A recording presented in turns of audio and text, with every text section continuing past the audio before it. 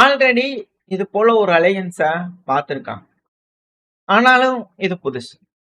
இந்த படத்துல ஒண்ணு வரும் இல்லையா? அது கொஞ்சம் மாடிஃபை பண்ணி வந்து பார்த்தீங்கன்னா சொல்லலாம்னு நெனச்சேன். என்னன்னா பாகிஸ்தான், துருக்கி, சவுதி அரேபியா புதுசா கையெழுத்திட்டு இருக்காங்க. அதுல கத்தர் இருந்தாங்க, குவைத்து எல்லாம் வருவாங்க. கொஞ்ச நாள்ல எல்லாம் பாகிஸ்தான் கூட எல்லாம் ஒண்ணா சேர்ந்து இவங்க ஒரு அலையன்ஸ் ஃபார்ம் பண்ணாலும் ஆச்சரியப்படுறதுக்கு இல்ல.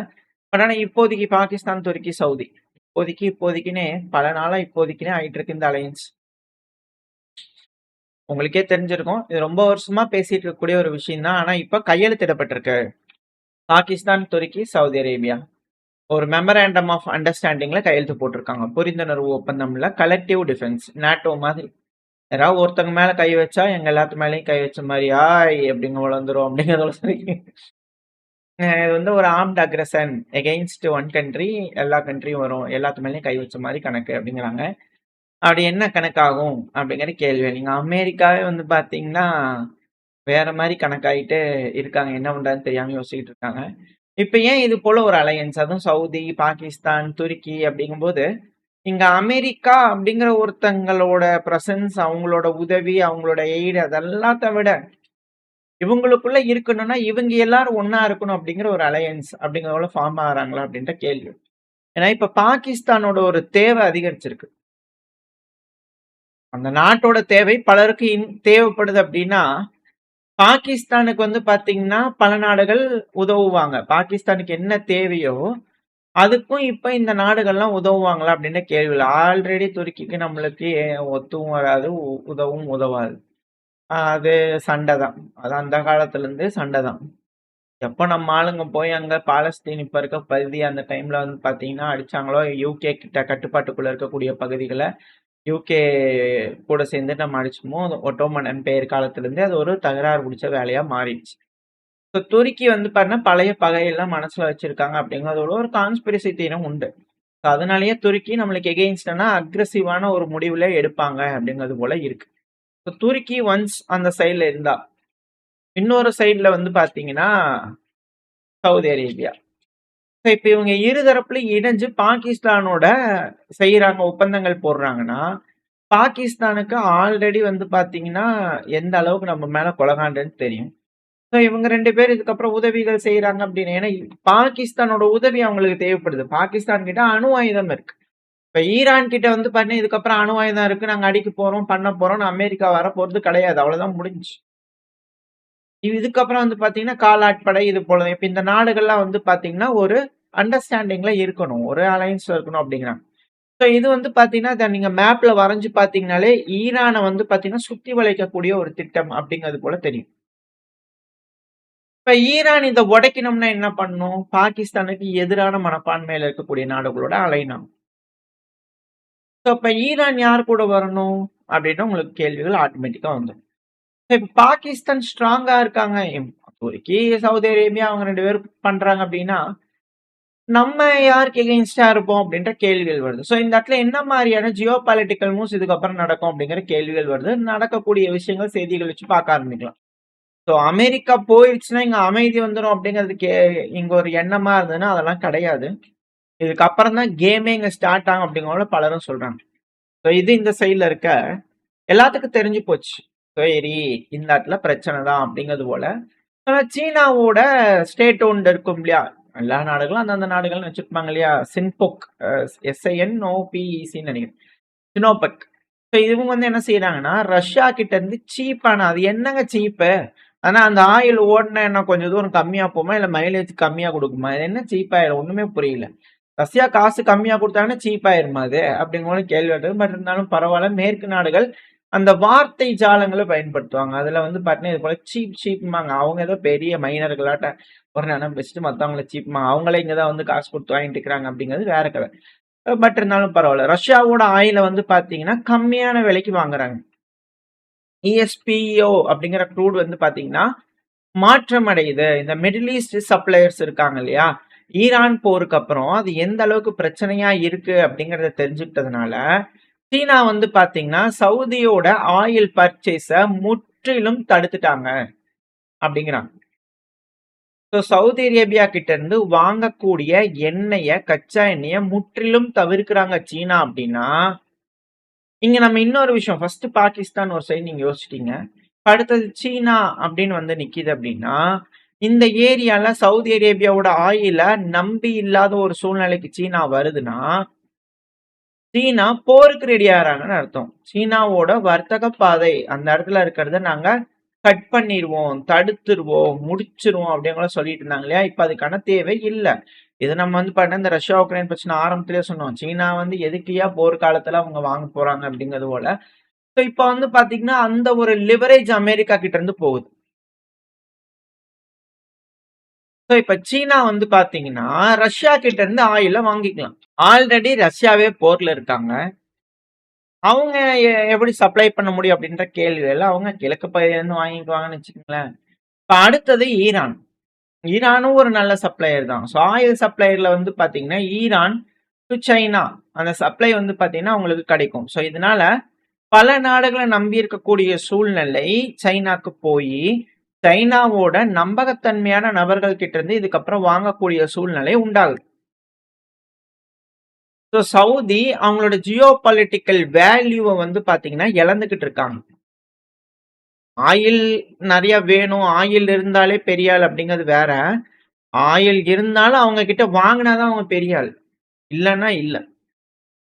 இப்ப சவுதி அவங்களோட ஜியோ பொலிட்டிக்கல் வேல்யூஸை இழக்கிறாங்க அப்படிங்கும்போது அது சிக்கல். இப்ப தெரியுங்க ஏன் ஒரு அலையன்ஸ் ஃபார்ம் ஆகுது, நான் ஏன் அமெரிக்கா போனாதான் இங்க கேமே ஸ்டார்ட் ஆகும்னு சொன்னேன்றது இப்போ உங்களுக்கு ஓரளவுக்கு புரிஞ்சிருக்கும்னு நினைக்கிறேன்.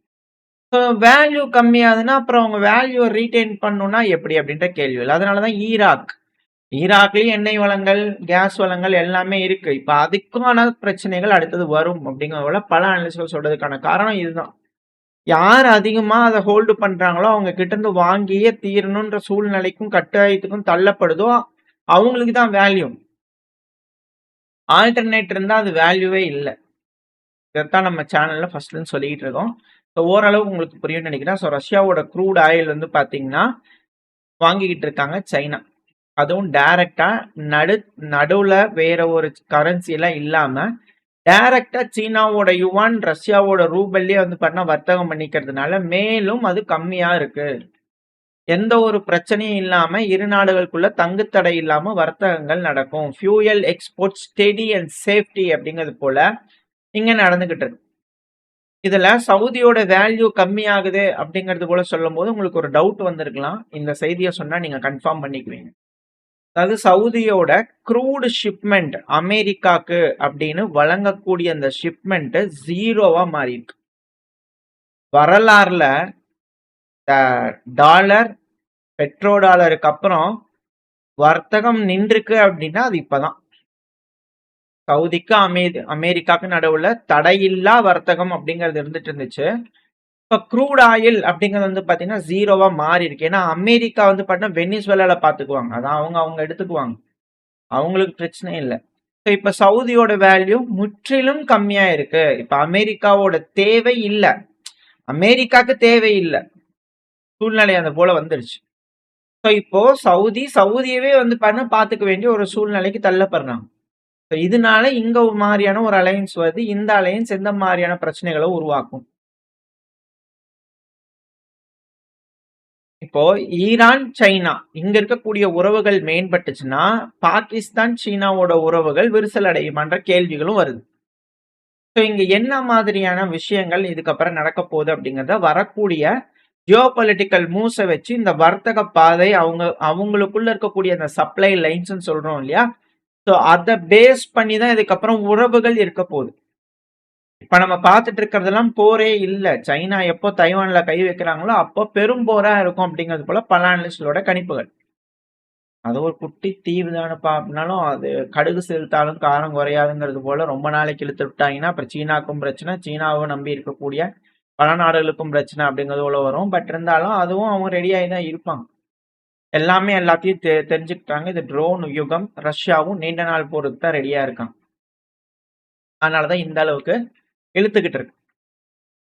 இப்போ அமெரிக்காவோட இதுல மெயினான விஷயம் என்னன்னா, பெட்ரோ டாலர் அப்படிங்கிறது அடி வாங்குது, சைனா யுவான் ரஷ்யா ரூபல்ல நடக்குது, அவங்களுக்குள்ள இருக்கக்கூடிய வளங்கள்ல அவங்க தனியா வர்த்தகம் பண்ணிட்டு இருக்காங்க. இதுல அமெரிக்கா வந்து பாத்தீங்கன்னா இது தொடர்ச்சியா போயிருச்சு அப்படின்னா பெரும் சிக்கலாயிரும்ன்றதுனால, ஏன்னா பெட்ரோ டாலர் அந்த டாலருக்கு உண்டான மதிப்பே உலகத்துல போயிரும் அப்படிங்கிறதுனால, ஏன்னா சவுதி அரேபியாவுக்கு வேல்யூ இல்ல, அவங்களுக்கே ப்ரொடெக்ஷன் இல்ல. அமெரிக்கா பெருமளவுல எதுவும் செய்ய முடியல. அவங்க நினைச்ச மாதிரி காயின்ஸ் எதுவும் கோல்ஸ் எதுவும் அச்சீவ் பண்ண முடியல. வர்த்தகத்தை கட்டுப்படுத்த முடியல, எண்ணெய் வளங்களை கட்டுப்படுத்த முடியல அப்படின்னாலே ஆல்டர்னேட் காசு கொடுத்து எல்லாம் வர்த்தகம் நடக்குதுனாலே வேஸ்ட். ஸோ அதனால அமெரிக்கா இப்ப என்ன பண்றாங்க, செனேட்டர்ஸ்லாம் ஒப்புதல் கொடுத்துருக்காங்க அமெரிக்காவோட சாங்ஷன் ரஷ்யாவுக்கு ஈரானுக்கு எகெயின்ஸ்டா போடலாம், டைட்டன் பண்ணலாம்னு சொல்லிட்டு. ஸோ லின்சே கிரஹாம் அவர்கள் ஆசைப்பட்ட அந்த ஒரு ஆக்ஷன், ஈரான் அப்புறம் ரஷ்யாவுக்கு இடையே சாங்ஷன் ஆக்ஷன், அது கொண்டு வரலாமா அப்படிங்கிற வரும்போது ஓட்டெடுப்பு வைக்கும்போது 86 பேர் ஆம் என்றும் 11 பேர் வேண்டாம் என்றும் ஓட்டு போட்டதுனால மெஜாரிட்டி இருக்கிறதுனால அந்த பில் பாஸ் ஆயிருக்கு. இப்போ ஒயிட்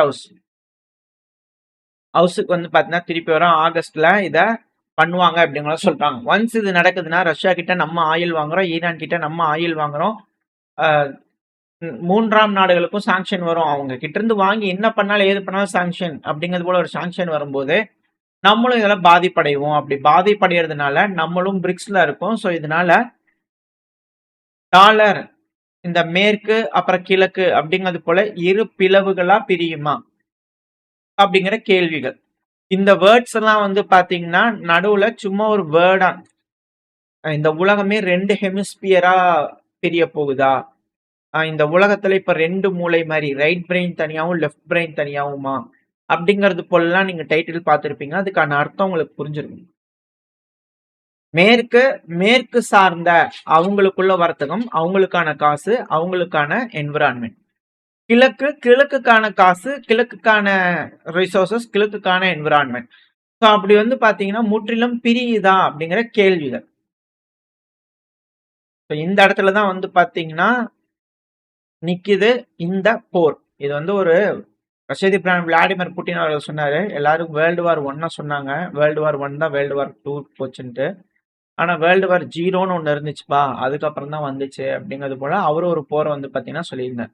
அவர் எந்த போரை சொல்றாரு அப்படிங்கிறதுல பலரும் இருக்கும்.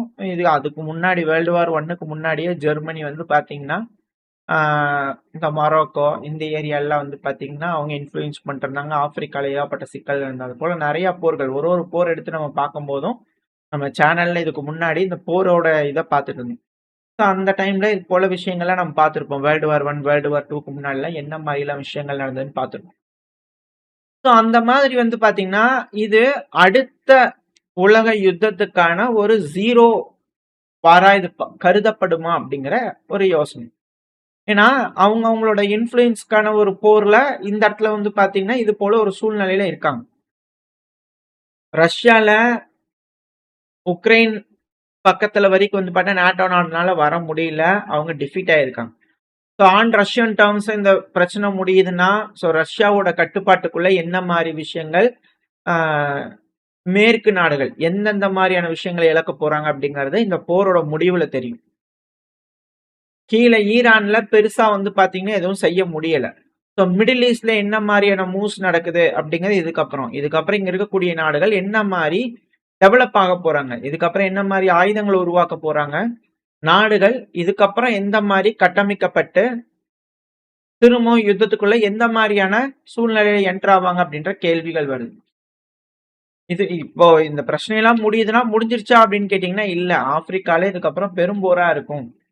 ஆப்பிரிக்கால வந்து பாத்தீங்கன்னா எப்பவுமே பிரச்சனை தான், பட் இருந்தாலும் இதுக்கப்புறம் இன்ஃப்ளூயன்ஸ்க்கான பிரச்சனை பெருமளவுல இருக்கும்.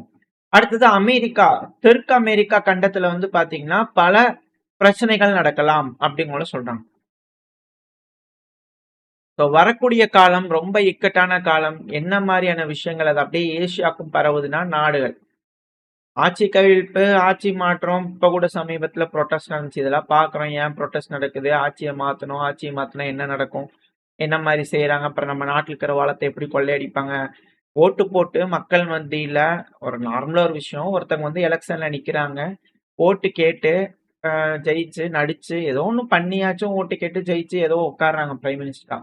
அவங்களுக்கே வந்து பாத்தீங்கன்னா பெருசா இல்ல அப்படி இப்படின்னு சொல்லி ஒருத்தவங்களை ஆட்சி மாற்றுறதுக்காக கொண்டு வந்து டெம்பரவரியா ஒரு ஆளா உட்கார வச்சோம்னா அவர் மக்கள்கிட்ட வந்து எதையும் கேட்கவும் கிடையாது, எஃபோர்ட் போடவும் கிடையாது, ஒண்ணும் கிடையாது. டெமோக்ரஸி அப்படிங்கும்போது பேசும்போது அவர் வந்து சும்மா ஒரு ப்ரொட்டஸ்ட்னால ஒருத்தர் வந்து உக்காந்துட்டாருன்னு வச்சுக்கோங்களேன். பங்களாதேஷ்ல வந்து பாத்தீங்கன்னா நடந்துச்சு. யாரோ ஒருத்தர் எலெக்ஷன்லன்னா 10 ஓட்டு கூட வாங்க மாட்டாங்க. அவங்களாம் வந்து பாத்தீங்கன்னா ப்ரொட்டஸ்ட்ன்றதுனால வந்து உட்காந்து ஆட்சி அதிகாரத்துல உட்காந்துட்டு இருந்தாங்க அப்படிங்கலாம் பாக்குறோம். நேபாளில இது போல நடக்குது.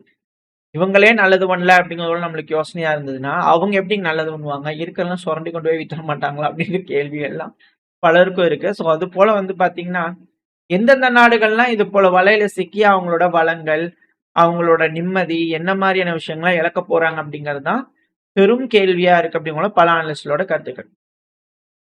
ஸோ வரக்கூடிய காலம் ரொம்ப இக்கட்டான காலம்.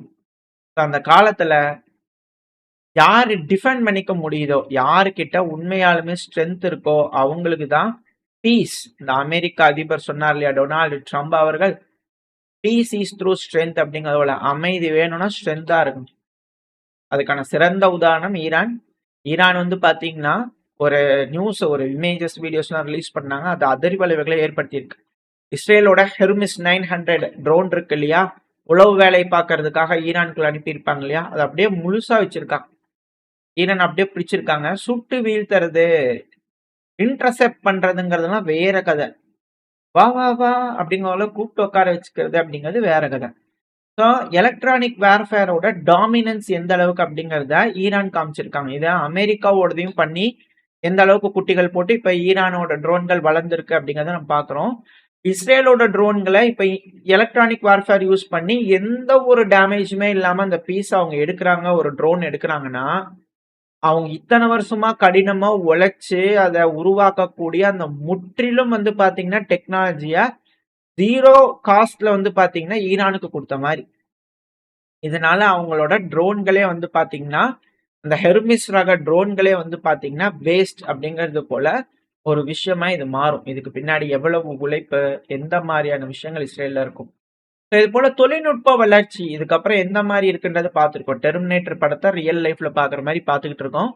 ஸோ அதோட வளர்ச்சி அபரிவிதமா இருக்கும். அப்படி இருக்குன்னா எதிர்காலம் அப்படிங்கிறது ட்ரோனுக்கான, ரோபோக்கான ஒரு போர்க்களமா மாறுமா அப்படின்ற கேள்வி. எல்லாரும் ட்ரோன், ரோபோ அப்படிங்கிறதுல இறங்கியிருக்காங்க. எதிர்காலம் இது போல ஜியோ பாலிட்டிக்கல் ரைவலரியில எந்தெந்த நாடுகள் எந்தெந்த மாதிரியான பிரச்சனைகள்ல சிக்க போறாங்க, என்ன நடக்க போகுது அப்படிங்கிறது வரக்கூடிய செய்திகளை வச்சு அடுத்தது பயில பார்க்க ஆரம்பிக்கலாம். ஓரளவுக்கான தகவல் இந்த பையனை நம்ம பார்த்துருப்போம். இந்த பதிவு உங்களுக்கு பயனுள்ளதா இருந்துச்சுன்னா லைக் பண்ணி உங்க ஃப்ரெண்ட்ஸ் அண்ட் ஃபேமிலியோட ஷேர் பண்ணிக்கோங்க.